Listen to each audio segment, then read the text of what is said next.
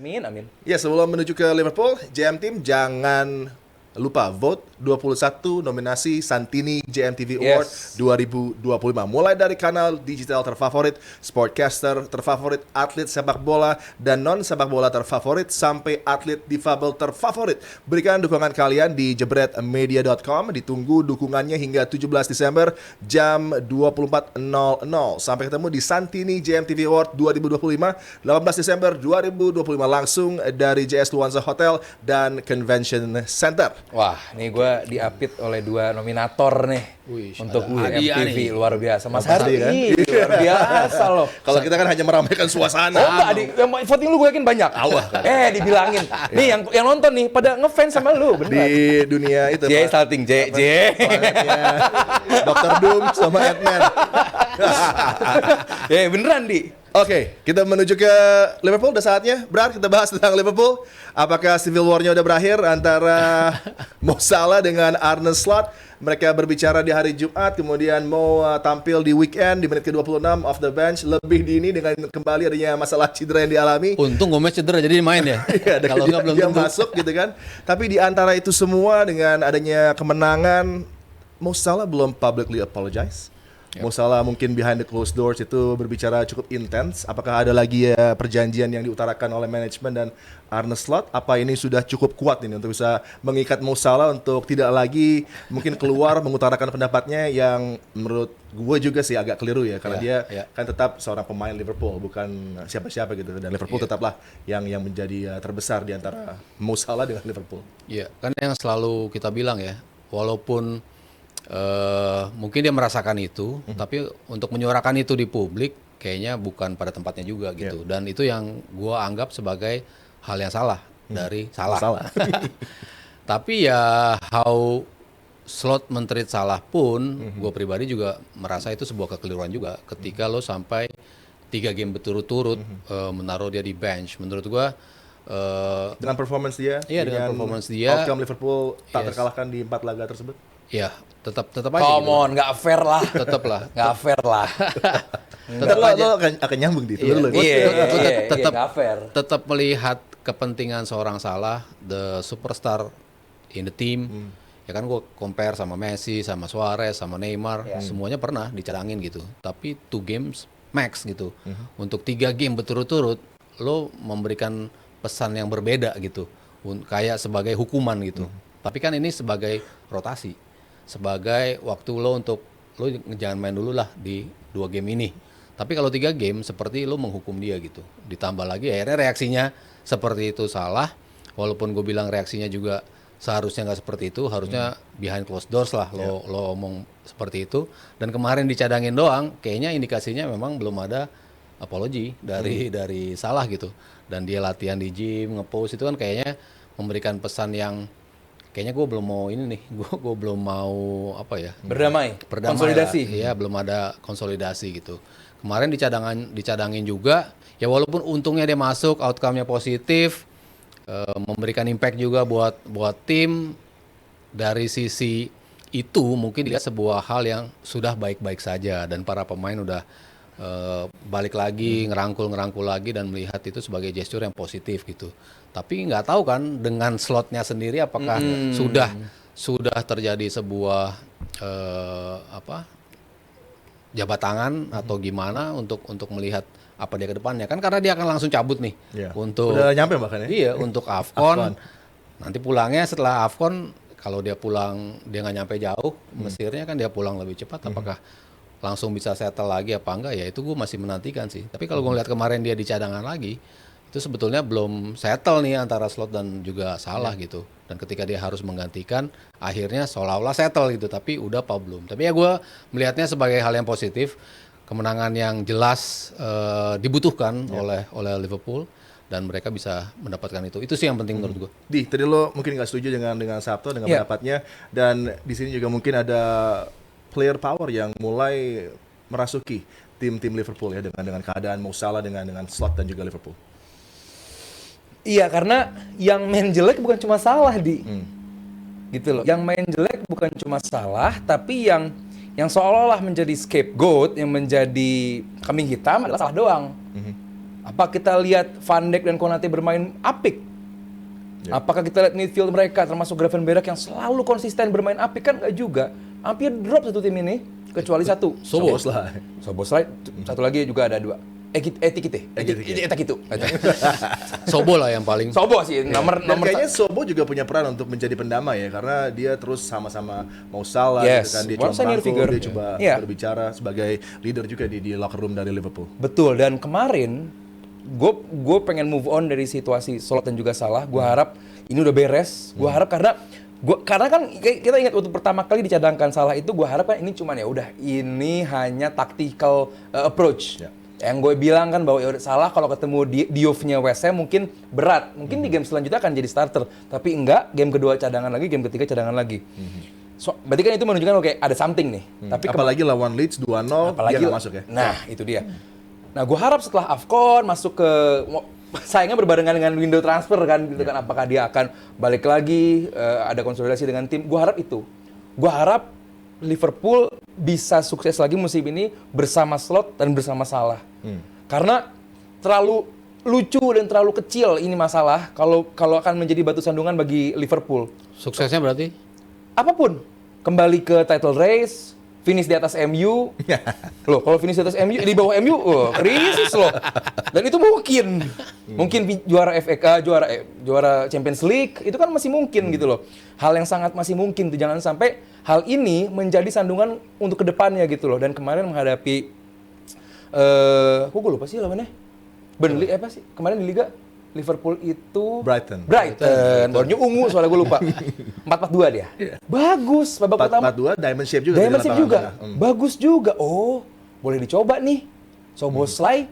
Nah, gini, bedanya saat ada Salah dan tanpa Salah. Saat tanpa Salah, apa bagusnya Liverpool? Fluid. Bener-bener nggak ketebak. Ekitike sayap kanan. Nanti di depannya McAllister sama Szoboszlai. Bener-bener muter. Saat ada Salah, hanya ada satu kali doang tuh menit 70-an kalau nggak salah, tidak di kiri. Selebihnya, dia di kanan aja udah. Menjadi pemain yang, ya bukan ngendon ya. Predictable ya. Predictable, benar kata yang bagus itu. pergerakannya. Predictable. Sementara saat nggak ada Salah, itu menjadi kekuatan yang sangat berbahaya. Even Gravenberch di depan. Dan itu sangat berbahaya buat gue. Jadi back pun bingung mau jagain siapa.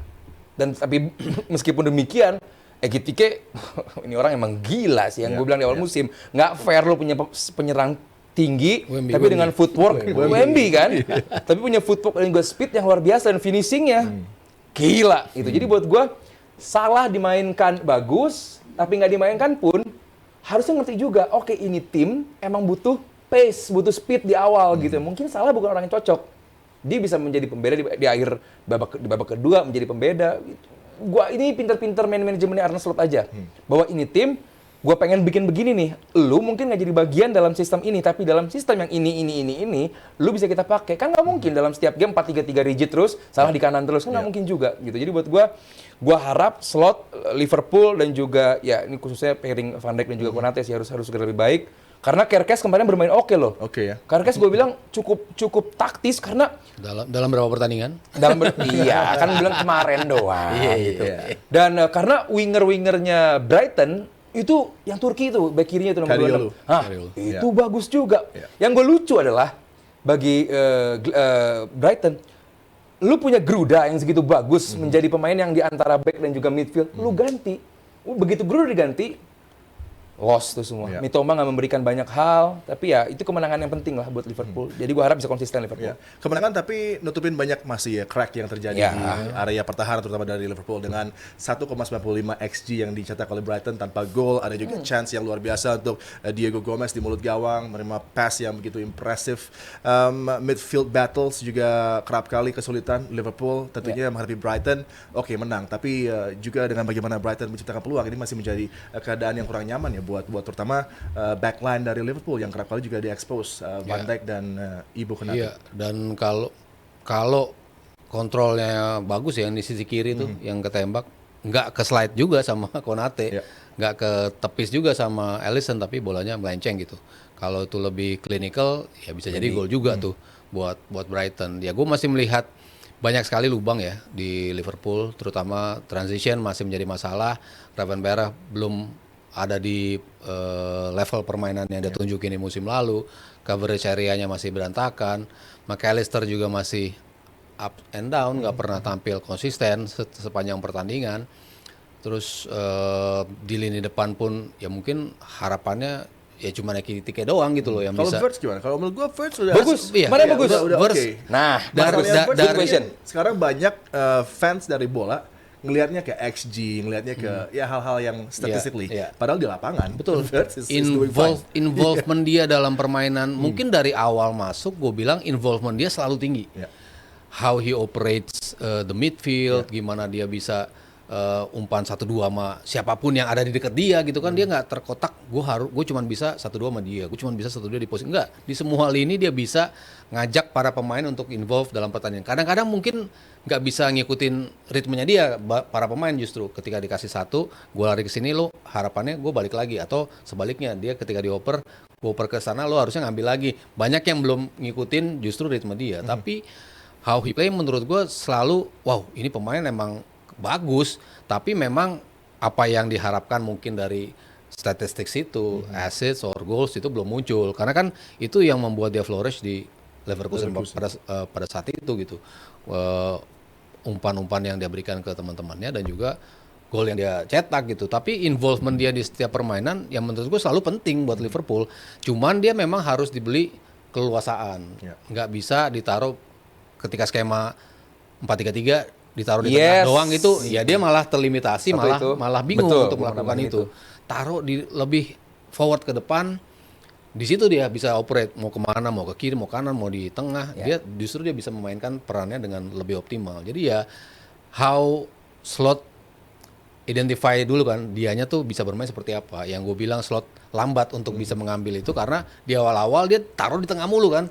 Nggak bagus, bukannya dipindah ke posisi lain tapi ditarik. Gue nggak mainin dia dah gitu. Tapi ketika lo taruh dia di posisi yang berbeda untuk lebih mikirin ke depan, dia somehow dia tetap akan turun kok, bantu lo untuk ngambil bola, buka ruang segala macem. Tapi itu yang nggak dimaksimalin sama Slot di periode sebelumnya. Sekarang mungkin dia udah melihat potensial yang terbaiknya dari Verts seperti apa, dan itu yang akan menguntungkan Liverpool. Ya, dengan duet dari Verts dan Ekitike yang mulai flourishing, mulai nyaman mereka bermain. Butuh waktu tapi udah mulai kelihatan nih outputnya di lapangan gitu kan. Masih ada Isak yang tanpa preseason kelihatannya masih struggle untuk bisa menyatu dengan pace yang ditawarkan di Premier League. Dan lo lihat dengan tadi, lo bilang bahwa Verts ini sudah mulai membuktikan diri lah sebagai pemain yang layak dengan bandrol sangat mahal. Iya, tadi gue setuju sama Mas Heru, ada juga yang nggak setujunya. Jadi nggak di seluruh permainan, Mas. Tapi kalau dalam tim yang membiarkan space sedikit kebuka, nari tuh, joget deh. Tapi begitu di press, dia bukan pemain yang kayak salah. Dalam kondisi di press, dia bisa one to pass. Tapi kalau saat keleluasaan, itu dia benar-benar bagus, bisa ngajak Kerkes, bisa ngajak Gravenberch, bahkan bisa ngajak fullback kanannya untuk main. Dan ini gue bilang di awal musim juga waktu gue bicara pakai itu layar gede itu. Dia di Leverkusen heatmap-nya benar-benar gila, midfield tuh semua dipakai. Ada yang bilang dia bagusnya di kiri doang. Gue bilang enggak. Kehebatan seorang Verts adalah kebebasan dia untuk main. Jangan diatur dalam sebuah sistem yang rigid. Biarkan dia jadi fantastista gitu. Ya udah bebas, lu mau ngapain, lu create. Karena itulah kekuatan dari seorang Verts. Nah, dalam sistem yang rigid, oke, lu di kiri aja ya, lu bantu striker lu ya, sulit. Karena ini pemain yang sangat kreatif, sangat bagus. Kontrolnya untuk bola-bola panjang bagus, tapi dalam tekanan, nah ini yang membuat gue belum nampak Verts. Jadi bagus, tapi dengan catatan. Nah, Isak, ya sulit. Isak masih butuh waktu lah. Ternyata nggak semua pemain dan nggak semua pemain dengan harga mahal itu bisa adaptasi dengan cepat. Buat gue, 2 pemain sekarang di Premier League yang sangat luar biasa. Satu Ekitike, satu lagi Granit Xhaka. Ini 2 pemain yang nggak butuh waktu lama untuk adaptasi dan benar-benar ngangkat tim. Sunderland nggak ada Xhaka, mungkin repot. Liverpool nggak ada Ekitike, siapa yang mau bikin gol?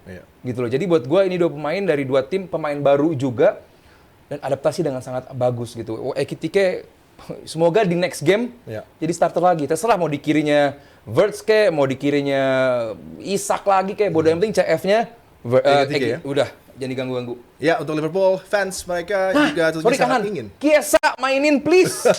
Kemarin sebenarnya Chiesa mungkin ada potensi menjadi starter, tapi juga baru sembuh dari Ya, sakit kan. sekarang Jadi nggak ada nih. Kurang beruntung. Gak ada salah nih sekarang nih. Oh, iya. Bosley lagi sih yang start. Tapi cedera juga Szoboszlai. Ah, iya deh.